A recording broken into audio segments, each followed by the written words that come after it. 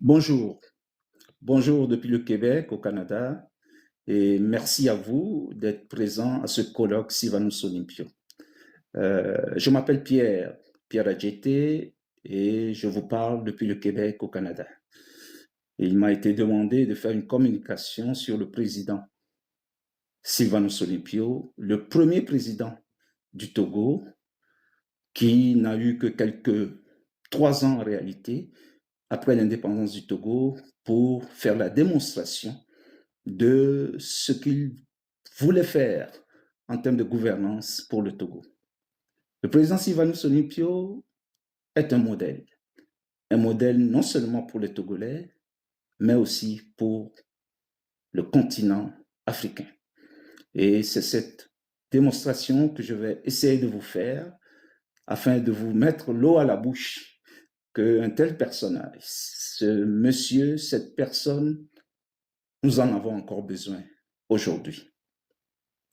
Modèle de compétence d'abord, ensuite modèle de transparence et enfin modèle de clairvoyance. C'est ça le président Sylvanus Olympio. Effectivement, en termes de compétences, il a eu la chance assez tôt et à cette époque-là de faire ses études en Angleterre à la London School of Economics and Political Science. Et à cette école, à cette époque-là, la formation très pratique l'a doté d'outils essentiels quant à la gouvernance, aussi bien publique que privée, dans le domaine du droit, dans le domaine du commerce international, dans plusieurs autres domaines reliés à ce que nous appelons aujourd'hui la gestion. Et non seulement il avait cette chance, mais aussi une habileté importante qui lui donnait une certaine facilité avec les langues. Sylvanus Olympio, le président, parlait au moins, à ma connaissance, 6 langues. 3 langues africaines, le Mina, l'Ewe, le Yoruba, et 3 langues européennes, l'anglais, l'allemand et le français, naturellement. Alors, une telle personne, effectivement, en termes d'habileté, une personnalité rigoureuse, s'est donné corps et âme, entouré d'une grande équipe de Togolais, essentiellement, pour aider le pays à accéder à l'indépendance le 27 avril 1960. Voilà ces éléments importants que nous pouvons retenir comme éléments de compétence qui l'ont préparé suffisamment à conduire et à exercer la fonction de président de la République togolaise. Il a été élu le 27 avril 1958 et après un référendum sous la supervision des Nations Unies, le président Sylvanus Olympio, qui avait donc la possibilité de déclarer l'indépendance du Togo en 1958, s'est dit que le pays jeune devait se doter des moyens suffisants, notamment une certaine autonomie en matière financière et économique, avant d'accéder formellement à son indépendance. C'est en cela que, sur son instigation et aidé par quelques personnes notables du Togo à l'époque, il a reporté l'indépendance du Togo à 2 années plus tard, notamment le 27 avril 1960. C'est donc un modèle de sagesse en soi, et en cela, il en a fait la démonstration durant les 2 années qu'il a pu exercer sa responsabilité de président du Togo. Pas seulement modèle de compétence, mais aussi modèle de transparence. Dans la pratique de la gouvernance, le président Sylvanus Olympio avait une très bonne habitude, c'est de rendre compte.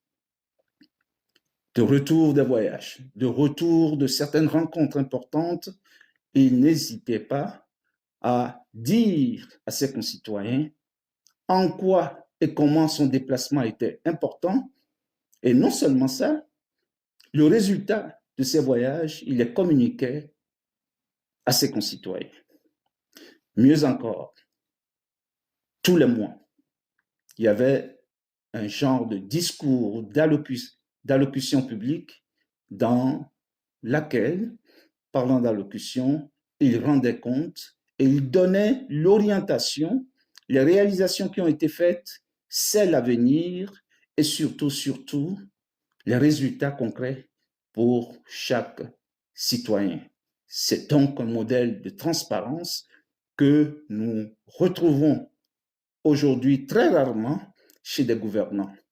Et nous pouvons dire que cet exemple assez évident, assez prémonitoire, ne s'est jamais démenti tout le long de l'exercice de son pouvoir. Donc, sur ce plan, et il est encore d'actualité, le président Sylvanus Olympio, et dans ce sens, demeure un modèle de transparence suffisant pour les Togolais, et non seulement les Togolais, pour les Africains. Une autre dimension que j'ai retenue pour vous présenter le président Sylvanus Olympio, c'est dans toute sa dimension de clairvoyance.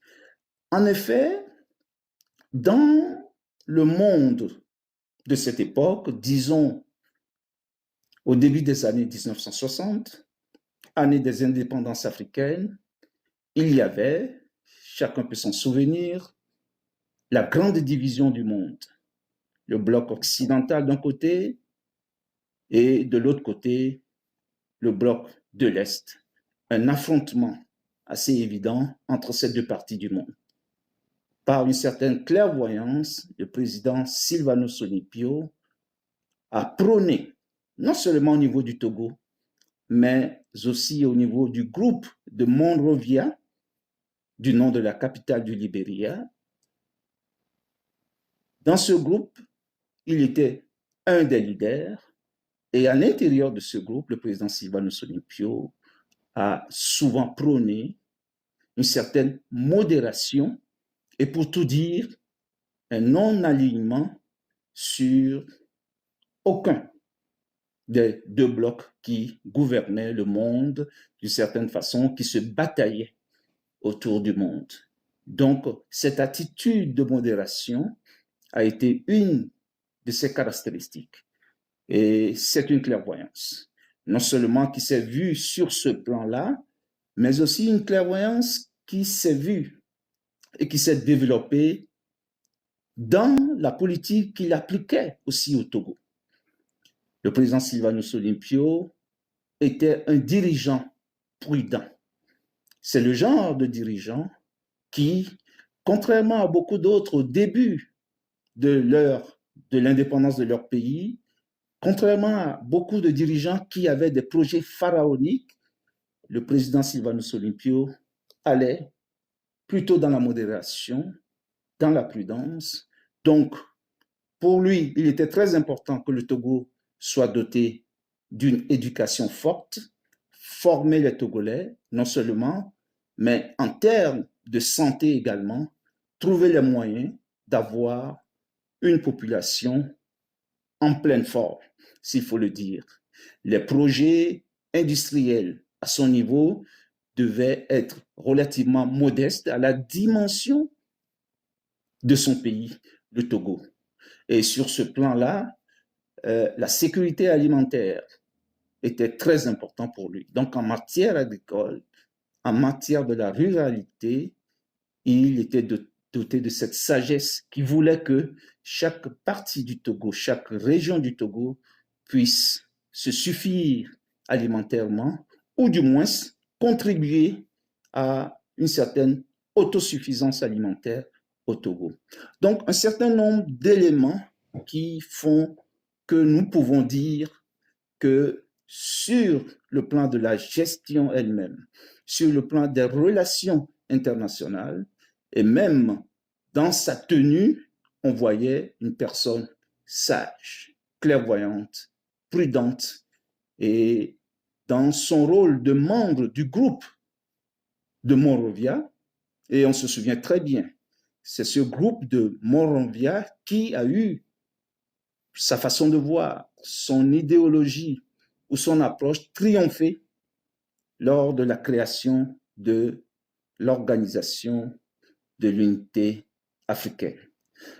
Voilà donc le personnage ou la personnalité et l'œuvre du président Sylvanus Olympio. Donc, une personne intéressante qui a aidé les Togolais à aborder leur indépendance avec une certaine assurance. Tout le monde, d'une certaine manière, se reconnaissait en ce président, le président Sylvanus Olympio.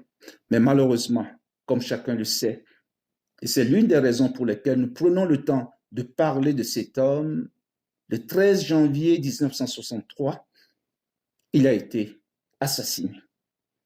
L'Afrique indépendante venait de connaître le premier coup d'État sanglant de cette époque-là. Les gens se demandaient, les Togolais en particulier, traumatisés, se demandaient, mais comment cela a pu arriver? Est-ce qu'on peut tuer un président démocratiquement élu en charge de son pays? La question s'est posée. En effet, personne n'avait de réponse. Et cela a fait que le Togolais, la Togolaise que vous voyez aujourd'hui est avant tout un citoyen traumatisé, toujours porté sur cet espoir qui lui a été volé et d'une certaine façon en quête d'une certaine renaissance qui va lui permettre de réaliser tout ce potentiel-là que constituait pour lui, pour elle, la personnalité, la vision du président Sylvanus Olympio. Et nous en sommes là aujourd'hui.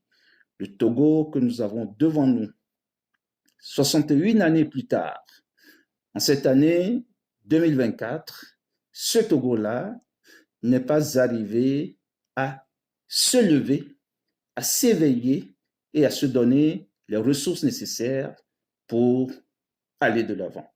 C'est dans ces conditions que nous, pour le Togo étant personnalité et organisation unie pour le retour à la République au Togo, nous pensons qu'il faut redonner une vision suffisante au Togo.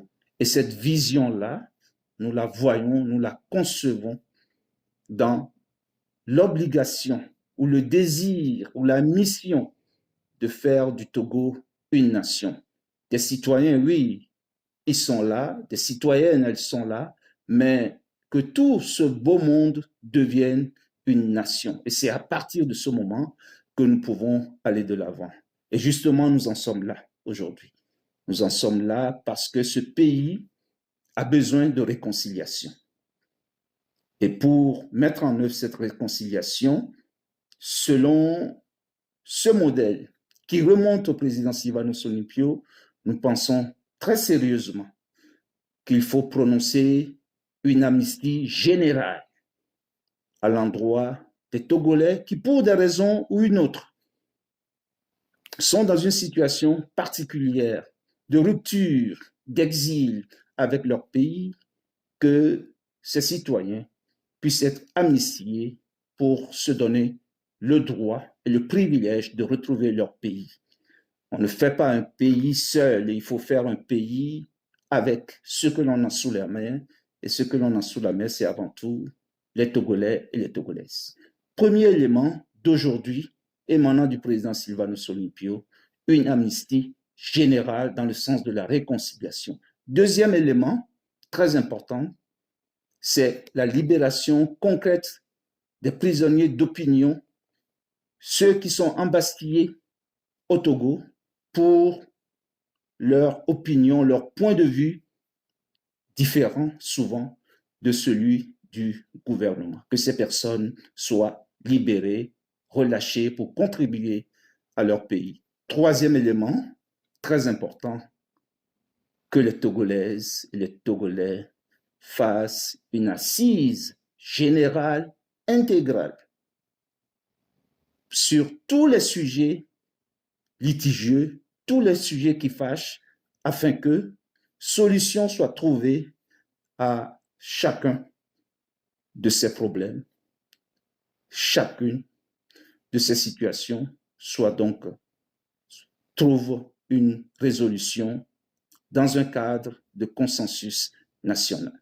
Donc, en partant du président Sylvanus Olympio, en partant de son investissement, de sa personnalité, de son don, de son amour pour le Togo, nous pouvons encore générer une façon de faire qui soit d'actualité et permettre au Togo d'aujourd'hui, au Togo de 2024, de s'en sortir.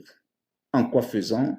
Nous l'avons dit, en organisant d'une certaine manière des assises générales après qu'une amnistie a été prononcée et la libération des prisonniers politiques. Dans cette démarche, je pense, et je pense très sincèrement, que nous pouvons arriver à une réconciliation au Togo, une réconciliation pour bâtir le Togo autrement que ce qui paraît sous nos yeux. Et voilà ce que j'ai comme message pour vous, et j'espère que dans les débats qui vont suivre, dans les échanges que vous aurez, j'espère beaucoup que vous puissiez en rajouter. Pour ma part, je donne ma conclusion dans cette phrase que nous avons proposée aux uns et aux autres, cette phrase qui circule très bien. Ce que nous voulons, c'est d'un Togo qui nous ressemble et nous rassemble. Merci d'avoir été à l'écoute. Bon colloque.